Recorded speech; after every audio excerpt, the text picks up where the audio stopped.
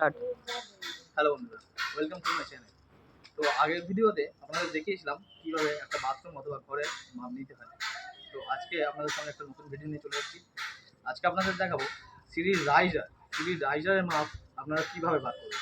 দেখুন, অনেক অনেক মিস্ত্রি আছে যারা নতুন মিস্ত্রি হয়েছে, তারা এমনি ফ্লোরের কাজ তো ঠিক ভালোই পারে, কিন্তু যখন সিঁড়ি করবো, সিঁড়ির রাইজারটা আমরা কীভাবে করবো, রাইজারের মাপটা কত হবে সেটা কিন্তু তারা বুঝতে পারে না।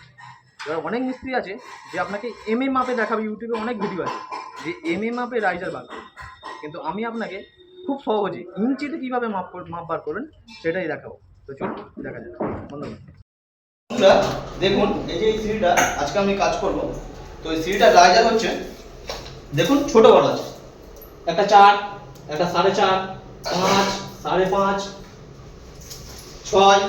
তো আপনাকে রাইজারটা বার করতে হবে এমনভাবে যেন প্রত্যেকটা সিঁড়ির মাপ সমান হয়ে যায়। তো চলুন সেইটা দেখাবো কিভাবে আপনি মাপ বার করবেন। তো আপনি কি করবেন, দুটো মার্বেল নেবেন।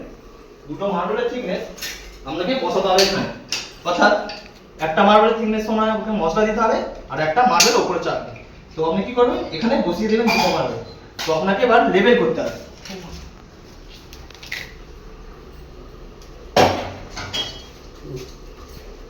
তুমি তো লাগবে, ঠিক আছে। তো দেখুন, এই লেভেলের সমানে এই যে মার্বেলের থিকনেস, এর কানায় আপনাকে লেভেল করে নিতে হবে।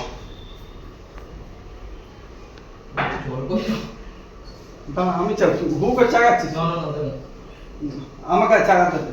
আচ্ছা না, এবারে উঠছে না,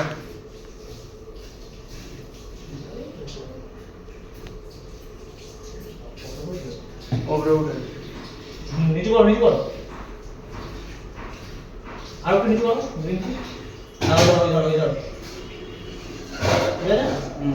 হ্যাঁ, ওখানে দেখা, ওখানে দেখা, ঠিক ওই জায়গাটায় আপনাকে লেভেল করাবো, একটা দাগ দিয়ে দিতে হবে।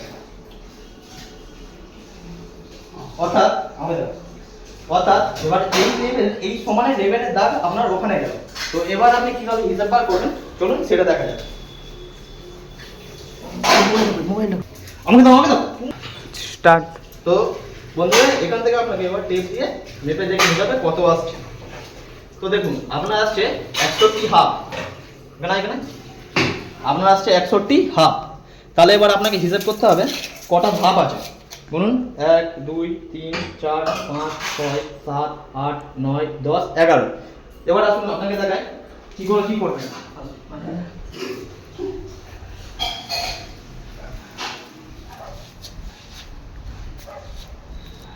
যেহেতু 11টা ধাপ আছে, এখানে আমি 2 ভাজের একসাথে কেটে নিয়েছি।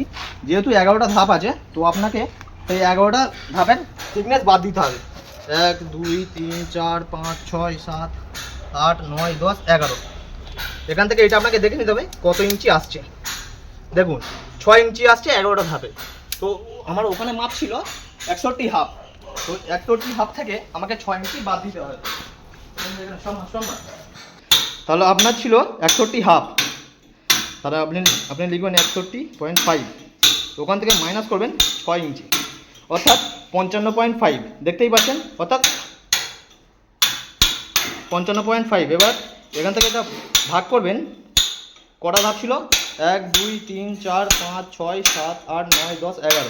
11 দিয়ে ভাগ করবেন, আপনার আসছে 5 ইঞ্চির একটু বেশি, অর্থাৎ 5 ইঞ্চি করে কাটলেই হয়ে যাবে। যেহেতু আমার সামনে থেকে একটু ঢাল থাকবে, অর্থাৎ তাহলে 5 ইঞ্চি করে কাটিং কাটলে, রাইজার কাটলে, তাহলে আপনার সব ভাগ সমান হয়ে যাবে।